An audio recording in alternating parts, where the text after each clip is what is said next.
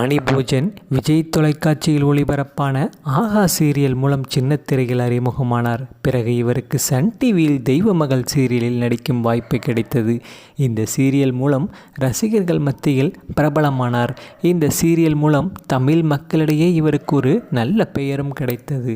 சின்னத்திரை நயன்தாரா என சில ஆண்டுகளுக்கு முன்னர் புகழப்பட்டவர் தான் நடிகை வாணிபோஜன். இதனையடுத்து இவருக்கு சினிமாவில் வாய்ப்புகளும் குவிய ஆரம்பித்தன. நடிகர் அசோக் செல்வன் நடிப்பில் வெளியான ஓ மை கடவுளை படத்தின் மூலம் தமிழ் சினிமாவில் இவருக்கு ஒரு என்ட்ரி கிடைத்தது. இவர் 1988ஆம் ஆண்டு தமிழ்நாட்டில் உள்ள ஊட்டியில் பிறந்து வளர்ந்தவர். தனது கல்லூரி படிப்பை முடித்துவிட்டு கிங்ஃபிஷர் ஏர்லைன்ஸில் பணிப்பெண்ணாகவும் 3 ஆண்டுகள் பணிபுரிந்து வந்தார். பின்னர் சினிமாவின் மீது உள்ள ஆர்வத்தினால் வாய்ப்புகள் தேடி அலைந்து வந்தார். இவர் மாடலிங், விளம்பரங்களிலும் நடித்திருக்கிறார். ஓ மை கடவுளை வெற்றிக்கு பிறகு பிரபல கதாநாயகி பல படங்களில் நடித்தும் வருகிறார். அடுத்து பரத்துடன் இணைந்த மிரல் என்ற படத்தில் நடித்துள்ளார். அந்த படம் விரைவில் ரிலீஸ் ஆகியும் அந்த படம் ஒரு ஃப்ளாப் ஆனதனால் இவருக்கு ஒரு மார்க்கெட் சற்று குறைவாகவே இருக்கிறது. அதன் பின்பு விக்ரமின் மகான் படத்தில் ஒரு வேடத்தில் விக்ரமுக்கு ஜோடியாகவும் நடித்திருந்தார். ஆனால் அவரின் காட்சிகள் முழுவதுமே படத்திலிருந்து நீக்கப்பட்டு விட்டன. ஓ மை கடவுளை வெற்றிக்கு பிறகு பிரபல கதாநாயகி பல படங்களில் நடித்து வந்தார்.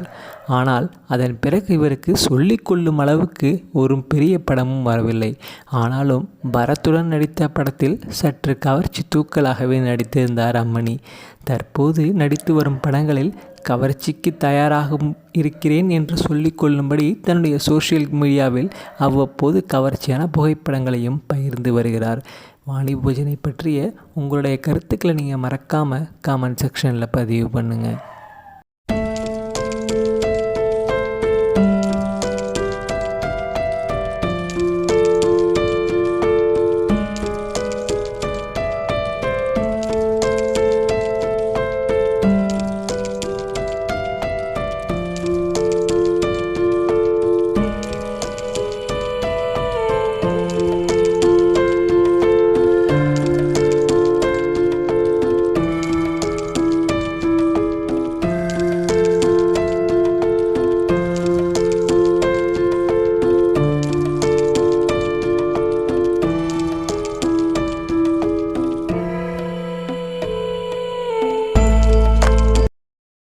மேலும் வீடியோக்களுக்கு நமது தமிழ் சேனலை சப்ஸ்கிரைப் பண்ணுங்கள். பக்கத்தில் இருக்கிற பெல் பட்டனை ப்ரெஸ் பண்ணுங்கள்.